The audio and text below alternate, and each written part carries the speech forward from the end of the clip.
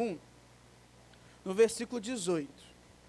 Eu queria que a gente conversasse um pouquinho nesse texto, antes de ir para outra passagem.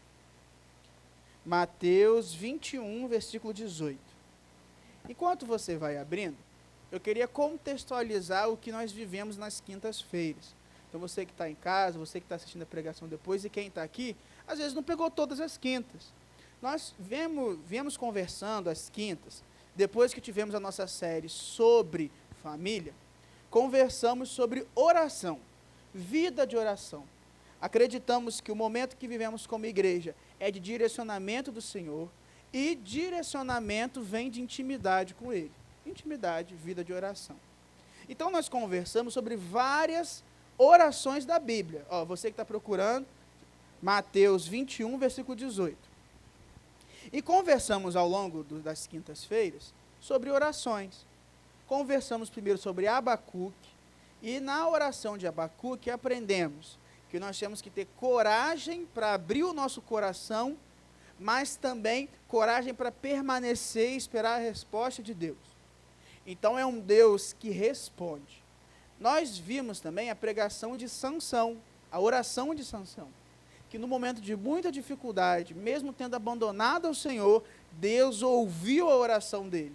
Então nós temos um Deus que responde, mas um Deus que escuta orações, que andam juntos. Depois conversamos sobre Salomão, e Salomão pediu sabedoria. Então Deus é um Deus que atende orações, mas orações que abençoam a outras pessoas. Na última quinta-feira conversamos sobre o Pai Nosso, e no Pai Nosso aprendemos várias coisas, dependência, aprendemos que Deus é poderoso, a gente tem que louvar o nome dele, e tem que ter um espacinho para outras pessoas. Olha quanta coisa. Você deve estar pensando assim, nossa, eu perdi algumas coisas. Vai lá depois no YouTube, assiste, porque é uma sequência importante. Então hoje tem um caráter de conclusão de tudo que ouvimos. No domingo falamos sobre avivamento, e hoje nós vamos nos posicionar para que venha o avivamento. É bonito a gente terminar o momento de celebração de culto, cantando, que seja hoje, que seja agora, vem, derrama, no domingo. E na segunda-feira, será que é a mesma disposição? Na terça, na quarta? Como que eu posso fazer algo para que nós venhamos a experimentar como igreja? E eu queria que a gente tivesse uma conversa sobre isso. Aí eu vim aqui no texto de Mateus 21. Você vai pensar, poxa, Rodrigo, o que tem a ver uma figueira sem fruto? Então vamos ler para vocês entenderem onde que a gente vai começar essa conversa. A Bíblia diz que cedo pela manhã, ao voltar para a cidade, Jesus teve o quê? Fome. E vendo uma figueira à beira do caminho, aproximou-se dela, mas não encontrou nada, a não ser o quê? Fala aí para mim, responde. Folhas. Então Jesus estava como? Com fome, mas não encontrou algo de comer, porque ele encontrou folha. Então Jesus disse à figueira, nunca mais nasça fruto de você. E a figueira secou imediatamente. Quando os discípulos viram isso, ficaram admirados e disseram, como a figueira secou depressa? E Jesus disse, em verdade eu digo, que se tiverem fé e não duvidarem, não somente farão o que foi feito à figueira, mas até mesmo se disserem a este monte, levante-se e jogue ao mar, assim será feito. E aí olha esse versículo importante porque vamos conversar. E tudo o que pedirem em oração, crendo, vocês receberão. Esse texto não tem sentido se eu leio rápido. Porque olha só, Jesus passa, vê uma árvore que não tem fruto e manda queimar a árvore, secar a árvore. Parece até que Jesus é insensível à natureza. Mas eu aprendi que a figueira, ela primeiro dava folhas em grande volume, ela dava o fruto e depois dava folhas em grande volume. Então, se eu vejo uma figueira repleta de folhas, recheada de folhas, significa que ela tem fruto. Então, quando a figueira tem muitas folhas, ela tem fruto. Jesus não estava com fome? Jesus buscava saciar a vontade dele na figueira. Então ele esperava encontrar na figueira aquilo que a figueira demonstrava, com tantas folhas, que era ter fruto. Ele chegou até a figueira e não encontrou o que a figueira estava demonstrando ter. E assim, como ele não cumpriu a vontade dele na figueira, a figueira não tem propósito. Então, que ela não dê mais fruto. Ele secou a figueira. E depois ele disse que se os discípulos tivessem fé, se verdadeiramente viessem a crer nele, poderiam fazer coisas grandiosas. Não só secar uma figueira, mas mover um monte. O que eu aprendo nesse contexto? Eu tenho medo, queridos, da minha vida ser uma figueira. Eu tenho medo do meu domingo ser uma figueira recheada de folhas e sem fruto. Ou seja, eu termino uma celebração sentindo a presença de Deus, ouvindo a mensagem de Deus, experimentando a bênção de Deus e me encho de folhas, mas eu não estou com os frutos. Eu vivo de um momento, de uma aparência. A minha preocupação é que essa aparência seja de acordo com a vontade e que Jesus cumpra a vontade dele, o que ele busca em nós como figueira. Se ele busca fruto, ele vai achar o quê? Só Rosinete. Se ele busca fruto, ele vai achar? Isso. Eu sei que vocês têm medo, depois eu falo errado. Não tem problema não, gente. Estamos em casa.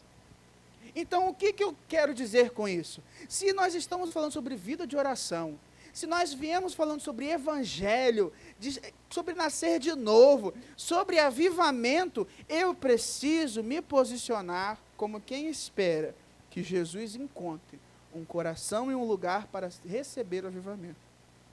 Então, quando Jesus ele demonstra isso, ele dá uma chave, ele fala, olha, se vocês tiverem fé, crerem de verdade, ou seja, confiarem em mim, e a vida de oração de vocês for uma vida de oração de quem confia em mim, farão grandes coisas. E o exemplo que ele dá é uma montanha. É natural que Jesus não esperava que a igreja vivesse movendo montanhas por aí. Não era para abrir uma pedreira, mas é algo magnífico, poderoso. É isso que é esperado da igreja. Então, por que essa parábola, para mim, ela é significante? Porque eu creio que nós temos, porque Deus nos capacitou assim, o poder de, pela oração, chamar o avivamento. Eu creio que, como igreja, nós podemos ter uma atitude para que o avivamento venha, para que a vida abundante seja presente, para que eu não me contente com pouco. Então, domingo, eu conversei um pouco sobre o que tem a acontecer para a vida abundante. Mas hoje nós vamos ver o que precisa acontecer antes, na base, para que a igreja experimente o avivamento, experimente Deus, para que nós venhamos a ser uma igreja cura, que daqui para frente busca o Senhor e tem mais do Senhor e busca o Senhor. Esse é o objetivo. E agora a gente pode ir para um texto famoso, que é 2º livro de Crônicas, capítulo 7, versículo 14. Então, o nosso objetivo é entender uma oração que chama ao avivamento. Um lugar onde eu posso contribuir para que o avivamento venha. Estudando, enquanto vocês estão abrindo, no 2º livro de Crônicas, capítulo 7, versículo 14. Abre por enquanto no capítulo 7, no versículo 1, só para a gente dar um contexto. Então, 2ª Crônicas 7. Eu preciso confessar aos irmãos que recentemente eu estava lendo um livro, e esse livro ele aborda várias coisas, é um livro do Tim Keller, um pregador, e dentro desse livro ele começa uma parte sobre avivamento, e eu já estava animado, quando eu fui lendo, fui ficando, nossa, parece que ele está respondendo tudo que eu estava precisando perguntar. Eu estava perguntando de manhã, eu estava lendo de tarde, chegava Estela ali, tal coisa, absurdo, meu pai, o cara estava respondendo tudo. E aí, durante essa conversa que eu estava tendo com o livro, eu estava vendo Deus falar comigo através do livro, tinha uma parte que era sobre um princípio dos avivamentos, um princípio de todo tempo ou lugar que a igreja experimentou o avivamento. Tinha algo. Nós conversamos que tinha arrependimento, conversamos que tinha vida em comunidade, conversamos que tinha transformação, nós falamos sobre isso domingo, mas tinha uma coisa que era a base desse avivamento, era a oração, e não era uma oração qualquer. Então o que eu quero é que nós venhamos a sair daqui hoje com preste atenção, 3 focos de oração, e nesses 3 focos eu vou pegar e vou para casa, e todo dia eu vou orar pelos 3. Se você tiver muita coisa na sua oração, ora por um num dia, por outro no outro, e assim vai. Então não pode morrer aqui. Se você quiser, anota. Eu tirei uma foto do livro e vou jogar no grupo depois, os 3 tópicos, lá no grupo da igreja. Que aí quem tiver vai olhar lá, não vai esquecer. Tudo bem? Combinado? Sim ou não? Viu? Então tá bom. Mas no texto que você abriu, nós temos a inauguração do templo de Israel. Aquele templo onde o povo encontrava a presença de Deus. Olha o que o texto diz. Quando Salomão acabou de... Então ele estava orando ao Senhor, o capítulo anterior é uma oração de Salomão. Então quando ele acabou de orar, o que acontece? Desceu fogo do céu e consumiu o holocausto e o sacrifício. E a glória do Senhor encheu o templo. E olha quanto de glória tinha nesse momento. Os sacerdotes não podiam entrar na casa do Senhor, porque a glória dele tinha enchido a casa do Senhor. Todos os filhos de Israel, vendo descer o fogo e a glória do Senhor sobre o templo, se inclinaram com o rosto em terra e adoraram. E louvaram, porque ele é bom, porque a sua misericórdia dura para sempre. É interessante, então, queridos, que a gente sabe se o meu povo que se chama pelo meu nome, a gente sabe essa frase, mas parece às vezes que só aconteceu. Alguém falou isso e foi embora, mas tem um contexto. Salomão orou pelo templo. Você imagina o povo animado. Você imagina o povo como? O templo está pronto, todo mundo se reuniu. Até comentou, e eu nem falei para ela o que ia ser o tema hoje, eu nem falei o que seria. E aí Estela comentou aqui, olha, alegrei-me como me disseram, vamos à casa do Senhor. O povo de Israel era alegre por ir à casa de Deus. Hoje, a casa de Deus somos nós, amém? Então nós não temos alegria por visitar um prédio. Nós temos alegria por se reunir como a casa do Senhor. Mas a gente se alegra todo culto que a gente se encontra para fazer, para prestar, para celebrar. Pode estar isso aqui lotado, pode ter menos gente, pode ter 3 ou 4, pode ser o que for. Quem tem Deus no coração é uma coisa assim, olha, vai ter um momento de culto, nós 4, vai ter culto, é uma coisa diferente. Você vai poder ofertar algo a Deus. Assim foi o povo. Imagina o povo ansioso. Todo dia estava falando assim, o tempo está ficando pronto. Eles ouviam Israel lá em Jerusalém, um dia ficou pronto. O povo levou oferta, o povo foi cultuar. Salomão, que era o líder de Israel, faz uma oração consagrando o templo, consagrando Israel. E quando ele termina a oração, Deus responde. Deus responde com o quê? A Bíblia diz que responde com fogo. E o fogo de Deus consome a oferta. Deus diz, eu recebo a sua adoração. E aí Deus desce e preenche o templo com glória. E a Bíblia diz que era tanta glória, eu chego a arrepiar, era tanta glória que o povo não conseguia fazer outra coisa, senão adorar Deus.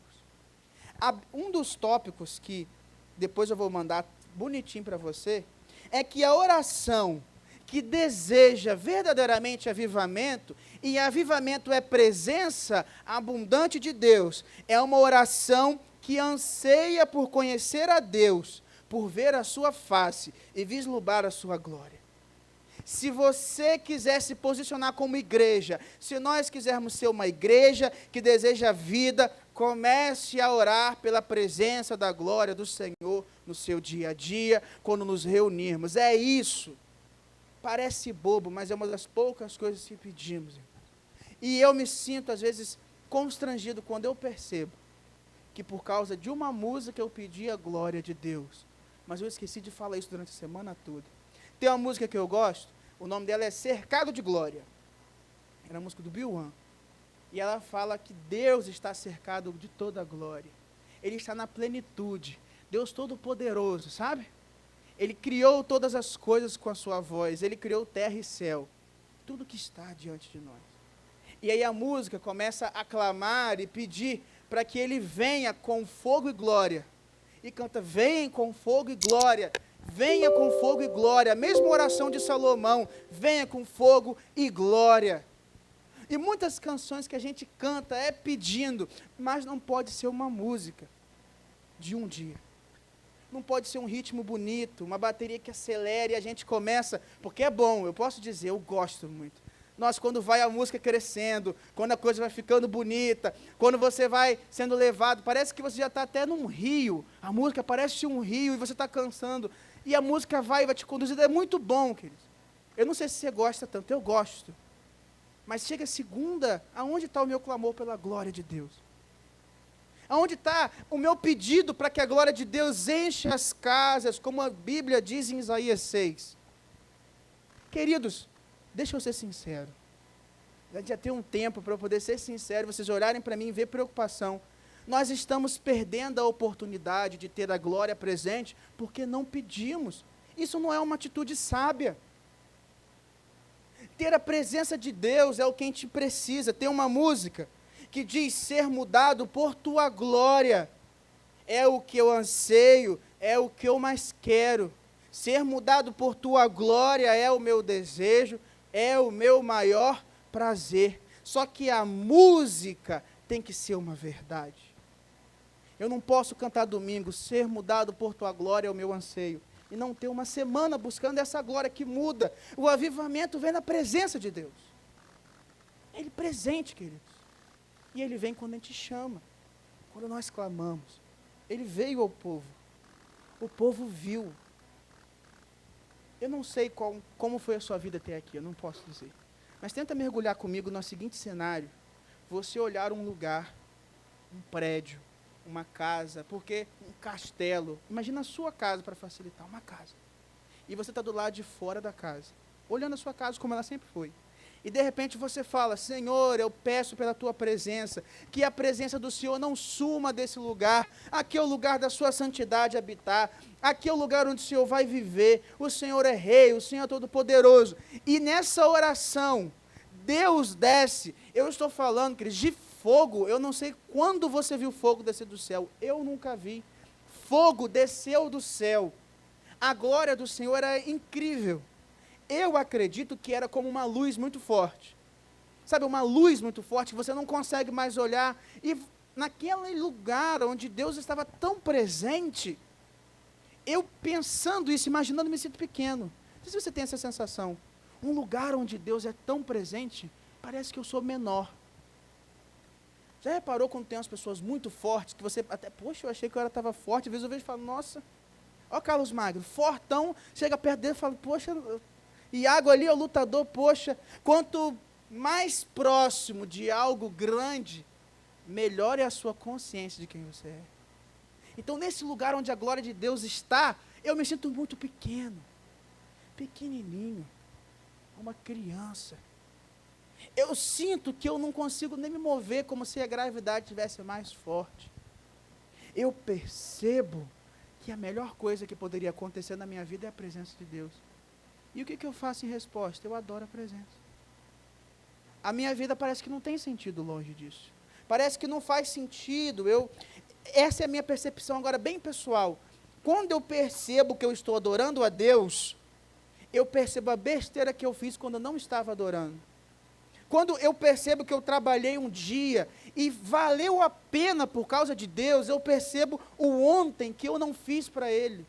Eu percebo que o domingo, que eu não fiquei preocupado com o ritmo da música, com quem estava desafinado, com as coisas fora do lugar, eu não fiquei preocupado com a beleza estética, se o pregador falava um bom português. Quando eu percebo que no domingo eu me reuni com os irmãos para entregar algo a Deus, eu vejo a besteira que foi o tempo que eu fiquei longe. Eu lembro do passado, eu lembro dos dias que eu não sabia que eu podia viver isso.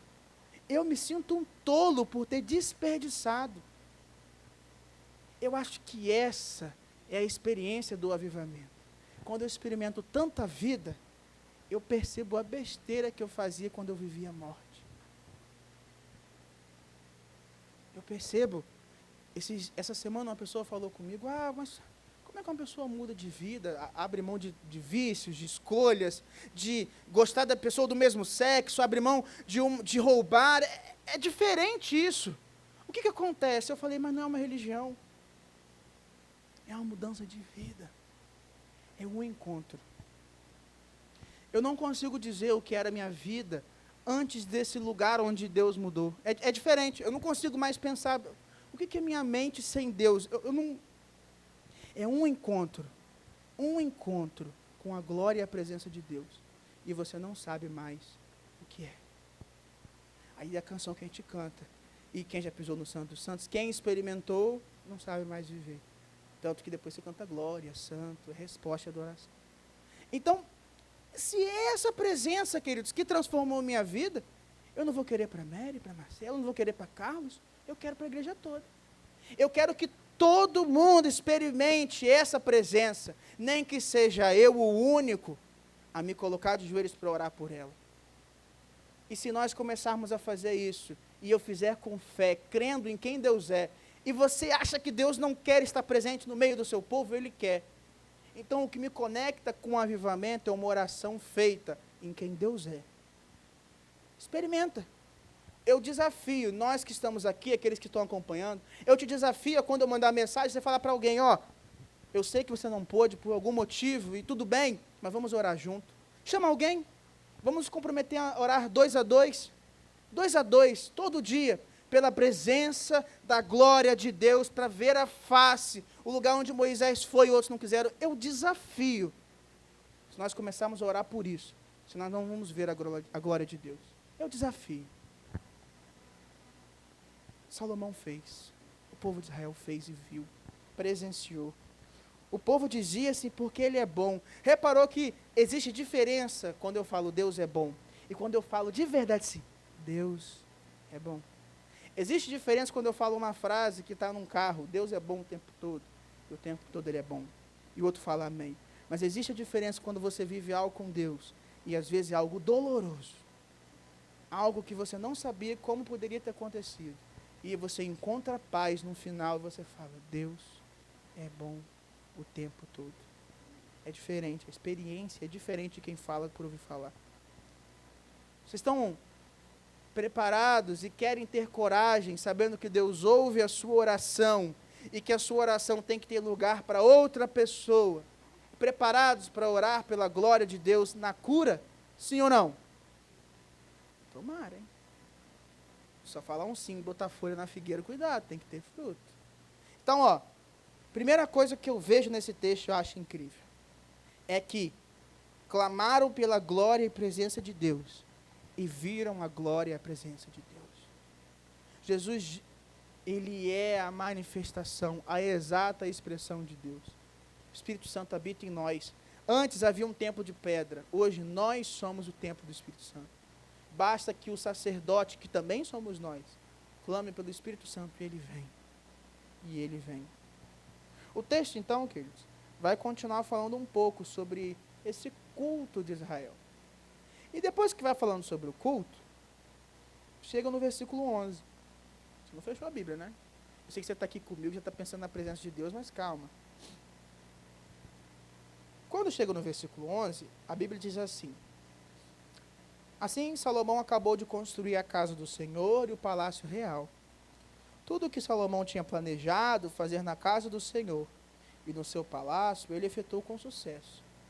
De noite, ou seja, após a casa do Senhor estar feita, enquanto se orava buscando pela glória, Deus aparece a Salomão e diz, ouvi a sua? De novo? Parece que toda vez que eu tenho uma resposta de Deus, teve uma oração antes. E a gente não está orando, não recebe. Ah, Deus, fala comigo. Deus fala, ora, meu filho. Eu estou te ligando pelo telefone, você não atende do outro lado. Ouvi a sua oração e escolhi para mim esse lugar de sacrifício. Aí ele vai dar uma situação.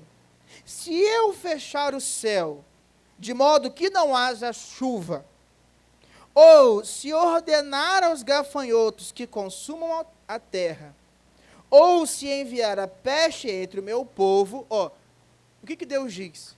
Se por conta daquilo que acontece, e for permitido, por algum motivo, se a nação que você vive for tomada por fome, por gafanhotos que destroem a plantação, por peste, se eu tirar a chuva, é difícil para nós pensarmos isso, porque dificilmente você tem relação com o gafanhoto, dificilmente você talvez lide com a fazenda onde tem peste, ou depende da chuva. Então deixa eu falar para nós, se por algum motivo você perdeu o seu emprego, se as suas economias diminuírem, e a sua cidade, a sua dependência tiver um caos, se a sua fonte de sustento, porque era isso que Israel vivia da plantação, se a plantação acabar, acabou Israel. Se tudo parecer complicado, se houver ausência de bênção, versículo 14. Mas se o meu povo, que chama pelo meu nome, se humilhar, fizer o quê? Orar de novo, orar, me buscar, se converter dos seus maus caminhos, eu ouvirei dos céus. E farei o quê? Perdoarei os seus pecados e sararei a terra. Quer dizer que se a igreja estiver passando por um momento de ausência, de sofrimento, de dificuldade, de dor, e ela escolher mudar, se humilhar, sacrificar aquilo que lhe custar. E eu não combinei com Estela, nem a música, ela escolheu ontem, eu nem falei. E a Bíblia diz, eu inclinarei e ouvirei a sua oração. Uma das outras marcas de uma oração que chama o avivamento, além de clamar pela glória, é que ela suplica por receber graça para confessar os pecados e nos humilharmos. As igrejas, os grupos, as comunidades que experimentaram vida, foi que antes experimentaram a morte de si mesmo. E para experimentar esse lugar de negar a si mesmo, não é fácil. Não adianta. Se você acha que é fácil, está faltando alguma coisa. É fácil eu simplesmente falar para vocês, querido, eu parei de ouvir a música tal, mas abrir mão daquilo que eu sou para que Jesus me transforme é muito difícil, é uma decisão difícil, parece que tem algo que me impede de falar, não escolha, Rodrigo, não abra mão, Rodrigo, não. E para que quebre, para que se quebrante, para que eu me coloque num lugar onde quer a vida de Deus, eu preciso matar algo em mim, e essa força vem da oração da igreja. A sua oração pela sua família, ela não é em vão, é um movimento espiritual para que as cadeias se quebrem, os cativeiros se quebrem, para que um coração duro seja terra fértil, para que a palavra de Deus esteja ali. A sua oração pela essa igreja, e eu sei, queridos, que você que está vivendo aqui tem orado todo esse momento de transição, clamado por uma resposta. Eu cheguei faz 2 meses e estou ansioso. Estava falando com o Felipe hoje. Felipe está aqui mesmo. Ele estava no trabalho, mandei mensagem de manhã, ele respondeu na hora do almoço. Aí eu perguntei como é que ele estava, ele disse, você está como? Como é que está o seu coração para domingo? Eu, puxa, essa pergunta é difícil de responder. Eu falei, rapaz, não tem como. Não tem como, eu estou tranquilão 100%. Apesar de estar tranquilo, todo desespero, está tranquilo, estou ansioso. Imagina os irmãos vivendo tanto a transição, perseverando, permanecendo, orando, clamando, mesmo que falte a chuva, o gafanhoto venha, a peste venha, se o povo se ajoelhar e clamar, Deus responde com precisão, responde aquilo que a igreja clama, e a igreja pede, e Deus entrega, porque está no centro da vontade.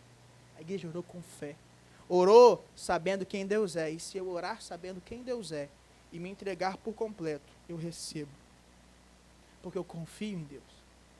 O povo de Israel experimentou isso. Deus falou, se vocês orarem, eu venho. Se vocês se humilharem, eu venho. A Bíblia diz que Deus não rejeita um coração quebrantado. Parece uma brincadeira eu dizer isso, por quê? Porque, poxa, Deus rejeita outros corações, outras pessoas, mas a Bíblia não está falando que Deus rejeita os outros, está falando que Ele não rejeita o quebrantado. É como se alguém falasse assim, Rodrigo, você gosta de uva? Sim. Quer dizer que eu não gosto de outra fruta? Não, quer dizer que eu gosto de uva. Então, se o seu coração estiver nessa condição, Deus não rejeita. Se eu humilhar o meu coração na presença de Deus, Deus revelou. Porque o que está escrito na Bíblia, queridos, não é um homem louco que olhou e falou, ele não rejeita, não. Deus falou, escreve, eu não rejeito um coração quebrantado, um espírito contrito. Não rejeito, escreve. Para que as pessoas que venham a ler isso, ler que bem-aventurado o pobre de espírito, E pobre de espírito é uma palavra muito bonita, porque não é de dinheiro. Pobre de espírito é o termo que é usado quando o bambu, eu aprendi isso daquele Rodrigo Silva, o arqueólogo, quando o vento bate, o bambu se curva, mas ele volta. Pobre, essa palavra de pobreza, é essa fragilidade espiritual, como o bambu, que é fraco o suficiente para se curvar, mas permanece.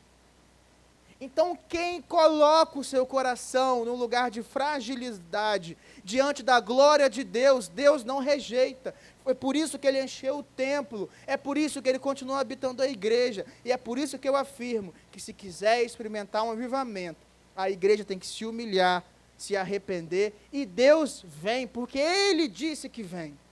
E se Ele disse que vem, eu vou gastar a minha vida naquilo que Ele disse que vai acontecer. E eu vivo com 100% de certeza. Queridos, sabe por que a gente ora e não desiste? Porque a esperança não é sobre um fracasso do futuro, mas é um sucesso do futuro.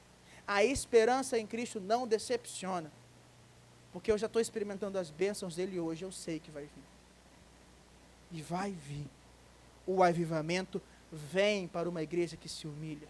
O avivamento vem para uma igreja que clama pela glória de Deus. E não existe pecado grande ou pequeno que não possa ser colocado aos pés deles para que haja avivamento. Não é que se você pecou mais ou pecou menos, o avivamento está mais ou menos distante. Tem uma história que Jesus conta, que 2 homens pediram perdão. Um devia R$100 e o outro devia R$10.000. Os 2 pediram perdão. E aí, os 2 foram perdoados. Jesus pergunta, quem amou mais o perdoador? O que devia 100 ou o que devia 10.000? O que você acha? Quem tinha mais amor agora, depois do perdão da dívida? Pode falar alto, gente. O que devia mais, a minha dívida era maior. Aí Jesus dá uma frase que vem assim, ó. Quem muito é perdoado, muito ama. Quem pouco é perdoado, pouco ama.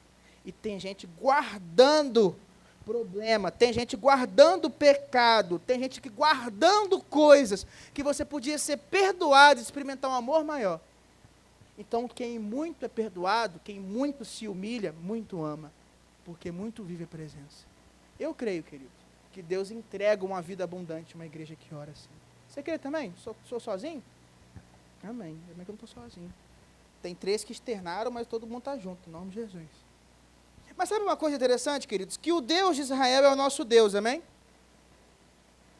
Não ficou só para Israel. Pelo contrário. Ao longo da história, sempre Deus vai revelando que queria um povo diferente. Quer ver um exemplo? Jonas. Jonas era um profeta. Deus mandou Jonas pregar para uma cidade. Não é uma pergunta tão fácil. Alguém lembra a cidade? Nínive. Talvez você não saiba, mas Nínive não era uma cidade de Israel. É como se fosse assim. Vamos dizer que Deus começou no Brasil. Israel é o Brasil. E aí Deus falou para Jonas assim, vá lá na Argentina pregar. Vá no Chile, vá em outro país. O povo de Israel achava que Deus era só deles. Porque o templo estava onde? Em Israel. Lembra o templo onde está a presença? Estava em Israel. Se Deus está em Israel, Deus é só meu. E aí, Deus manda Jonas ir a Nínive. Nínive era a capital da Assíria. Rodrigo, palavra bonita, o que isso disse para mim? A Assíria era o povo que estava atacando Israel. Era o inimigo de Israel. E Deus falou, Jonas, prega para o seu inimigo aceitar Jesus. Agora você entende porque que Jonas não quis ir. Os caras estavam destruindo Israel. Imagina o Brasil sendo invadido pelo Chile. Tenta imaginar, tudo sendo derrubado. E aí, no meio desse caos, Deus fala, vai lá no Chile e prega para salvar aquele povo. Muita gente não ia querer ir. Você acha que é só Jonas? Mas Deus falou, ué, Jonas, você achou que eu vim só para o seu povo? Eu quero todos. E quando Jesus vem, e o evangelho começa a crescer, lá em Atos, começa a pegar todo mundo. Israel, quem não é de Israel, quem é grego, África como um todo. E começa a pegar a Europa, vai chegar no Brasil. Então, aparentemente, o desejo de Deus não é que essa glória pare no templo de pedra, porque Jesus disse, numa conversa, que ele quebraria o templo e em 3 dias ia colocar o templo de pé. E aí alguém olhou e falou, como que você vai fazer isso?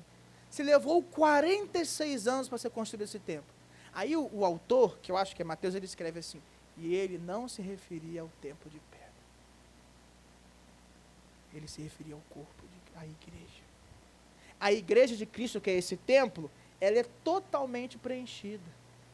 Mas existe um problema, irmãos. Tem gente que ainda não é igreja. Você conhece gente que ainda não é templo. Você conhece gente que não experimentou a glória. Você conhece gente que ainda não se humilhou. Eu tenho certeza. Se eu pedir para você pegar o telefone e no seu WhatsApp, nas primeiras 20 conversas que você teve, 6 ou 7 não experimentaram a glória de Deus. E aí? Vai ficar parado? Vamos achar que a glória de Deus se coloca num templo, fecha assim, ó, vai na caixa, fecha, a gente fica ali dentro? Esse não é o Deus de Israel. Esse não é o nosso Deus. O nosso Deus, ele espera um movimento pelos outros. E as igrejas que experimentaram avivamento, oravam por compaixão e zelo para que a igreja crescesse, para alcançar os perdidos. Nós experimentamos algo muito bom. Ouvi no trabalho, tem um pastor chamado pastor Jefferson. Ele falou uma coisa bem simples. Sabe por que a igreja cresce? Se você experimentar um biscoito bom e você tem um pacote, qual é a primeira coisa que você faz depois que você come um? Se você amar outra pessoa. Se você não amar, você bota assim, ó, fecha, dá só umzinho, segurando e conta. Eu tenho 10 biscoitos, tem 10 pessoas, se eu abrir eu perco. Mas se você amar, você fala, pelo menos eu tenho um. Mas se você come alguma coisa boa, você fala, ó, toma aqui um biscoitinho, come comigo. Toma aqui, um biscoito bom. O que é bom a gente compartilha. Deus é muito bom. É bom o tempo todo. Você experimentou, você provou e viu. E esse Deus que é bom, que você experimenta, você não consegue olhar para outra pessoa e não se compadecer dele. Você sabe que ele está perdido. Você sabe que ele não estava naquele lugar vendo a sua casa pegar fogo. O fogo da presença de Deus. Ele não está vendo isso. Por isso que ele não quer.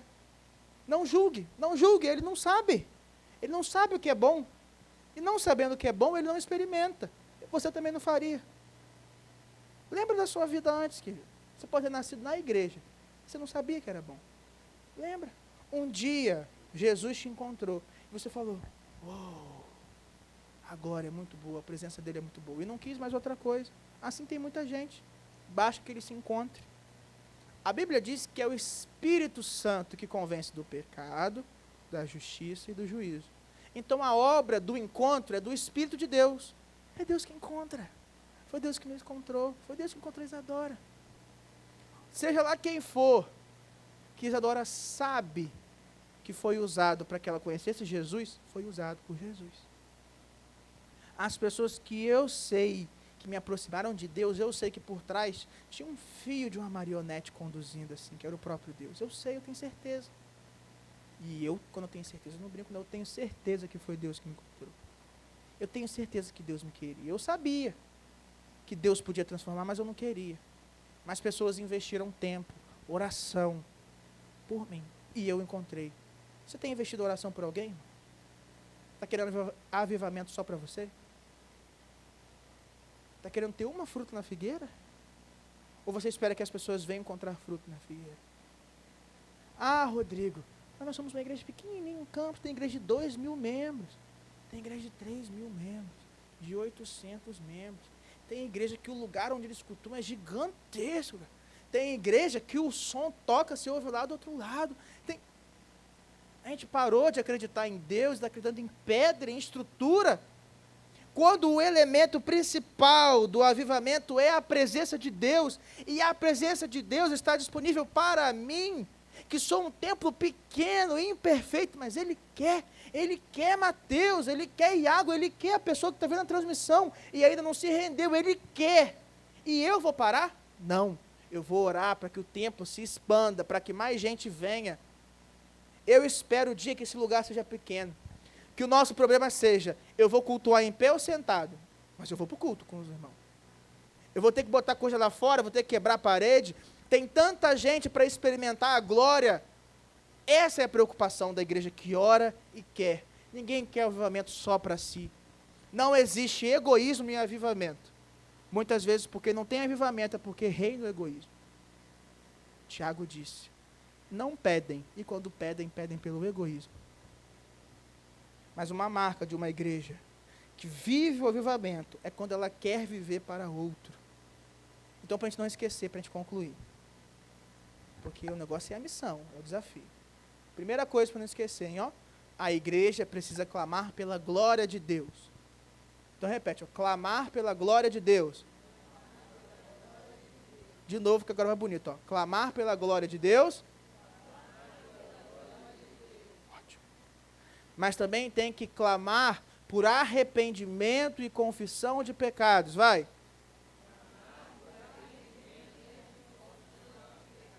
Isso aí. E para que a igreja cresça. Clamar para que a igreja cresça. Qual é o nosso desafio, queridos? É daqui para frente orar para que a glória de Deus seja presente na igreja. Para que a igreja confesse e seja transformada dia após dia. E para que o nosso zelo, a nossa preocupação, o nosso clamor é que a graça de Deus encontre outras pessoas, para que elas venham fazer parte desse movimento. E olha que interessante, se mais gente vem clamar, mais gente experimenta, mais gente confessa pecado, mais gente intercede por outros, e vem mais gente. Era assim que a igreja de Atos ia crescendo. Ela vivia Deus, e as pessoas olhavam e iam sendo agregados, todos os dias. Todos os dias. Fórmula fácil, está na Bíblia, o difícil é viver. Eu vou mandar no grupo, mandar bonitinho com um textinho assim, atenção, aprendemos no culto, que esse é o motivo da nossa oração diariamente. Eu sei que vocês vão montar amém, amém, vamos lá. Mas eu não quero só o amém, amém de hoje. Ó, tá vendo? Começando. Eu não quero só o amém de hoje, o avivamento e a experiência de hoje. Eu espero que esse amém, a mãozinha, o glória a Deus, seja seguido de verdadeiro clamor pelo avivamento. Posso contar com vocês? Não vou estar orando sozinho? Amém. Então vamos começar a colocar a experiência? Vamos terminar até sem música. Avivamento não precisa de música.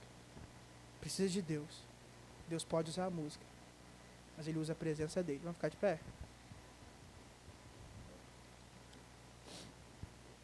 Nós vamos fechar os nossos olhos e vamos orar por isso. E eu sei que no seu coração Deus vai começar a revelar pecados que tem que mudar, momentos que tem que ter mais presença e pessoas que têm que ser alcançadas. Eu tenho certeza disso. Vamos orar.